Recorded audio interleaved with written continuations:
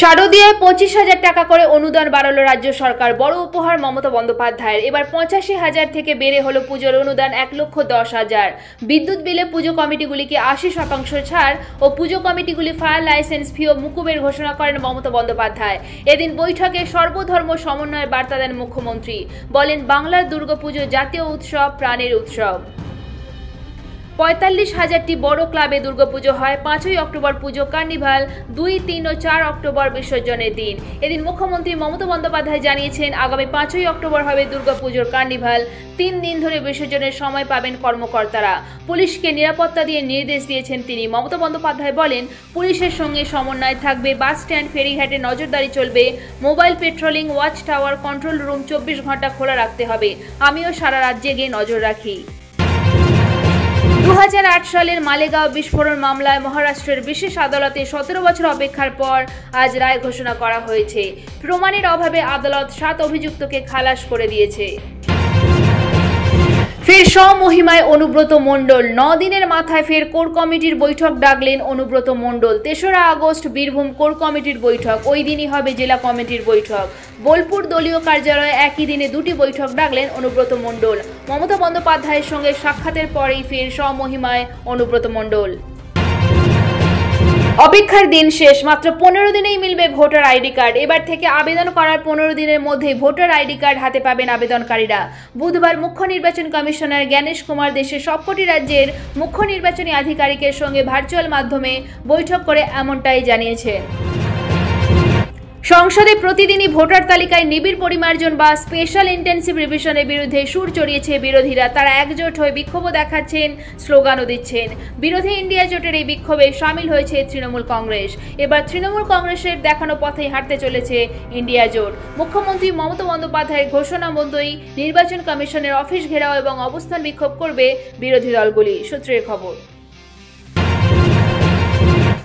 Night শিফটে মহিলা কর্মীদের সুরক্ষার কথা মাথায় রেখে গাইডলাইন আনছে রাজ্য সরকার। আদালত রাজ্যকে সেই নির্দেশ দেয়।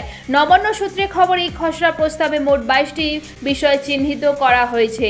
সেখানে পরিষ্কার বলা হচ্ছে, রাতে মহিলাদের ডিউটি বাধ্যতামূলক নয়। যারা করতে চান তাদের লিখিত অনুমতি নিতে হবে সেই সংস্থাকে। পাশাপাশি তথ্য প্রযুক্তি, স্বাস্থ্য, পরিবহন, পুলিশ সহ বিভিন্ন দপ্তরে যারা মহিলাদের রাতের কাজের ক্ষেত্রে যুক্ত তাদের কাছ থেকে কিছু বিষয় পরামর্শ চাওয়া হচ্ছে।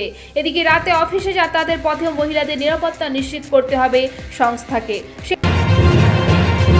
সুখবর বাংলার কৃষকদের জন্য। সরকারি প্রকল্পের টাকা ফের আসবে কৃষকদের অ্যাকাউন্টে। এ নিয়ে ঘোষণা করেছেন মুখ্যমন্ত্রী মমতা বন্দ্যোপাধ্যায়। তিনি এক্স হ্যান্ডেলে লিখেছেন, আমি অত্যন্ত আনন্দের সঙ্গে জানাচ্ছি যে আসন্ন খরিফ মরশুমের জন্য কৃষক বন্ধু প্রকল্পের সহায়তা প্রদান আজ থেকে শুরু করা হয়েছে। কৃষক বন্ধু প্রকল্পের রাজ্যের কৃষকদের ও বর্গাদারদের বছরে 2 কিস্তিতে একর প্রতি 10,000 টাকা সহায়তা দেওয়া হয়। যাদের কম জমি আছে তারাও আনুপাতিক হারে ন্যূনতম 4,000 টাকা সহায়তা পান।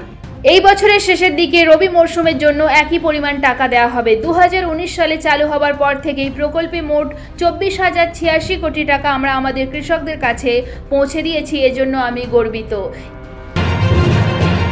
সম্প্রতি সাংসদ দেবকে নিকম্মা বলে বিস্ফোরক মন্তব্য করতে দেখা যায় বিজেপি নেতা দিলীপ ঘোষকে। আর বুধবার ঘাটালে পা রেখেই সাংসদ দেব বলেন, দিলীপ বাবুকে আমার খুব ভালো লাগে। সামনে কথা বলেন, পেছনে ছড়ি মারেন না।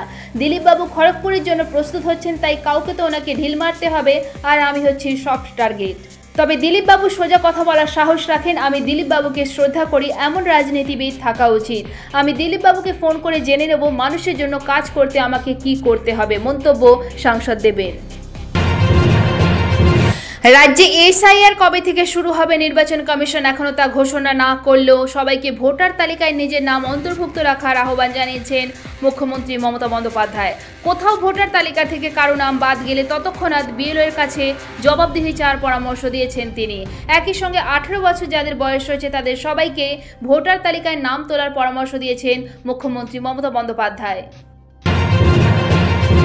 আজকের আবহাওয়ার পূর্বাভাস। আলিপুর আবহাওয়া দপ্তর সূত্রে খবর, দক্ষিণবঙ্গে সব জেলায় অধিকাংশ জায়গায় বজ্রবিদ্যুৎ সহ হালকা থেকে মাঝের বৃষ্টি হবে। সেই সঙ্গে দক্ষিণবঙ্গের প্রতিটি জেলায় ঘন্টায় 30 থেকে 40 কিলোমিটার বেগে ঝোড়ো হাওয়া বইবে।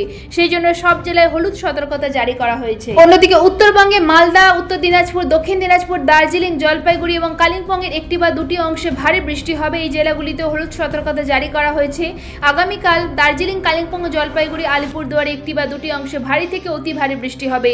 ওই জেলাগুলিতে কমলা সতর্কতা জারি করা হয়েছে। সেই সঙ্গে হলুদ সতর্কতা জারি করা হয়েছে কোচবিহারে, সেখানকার একটি বা দুটি অংশে ভারী বৃষ্টি হবে।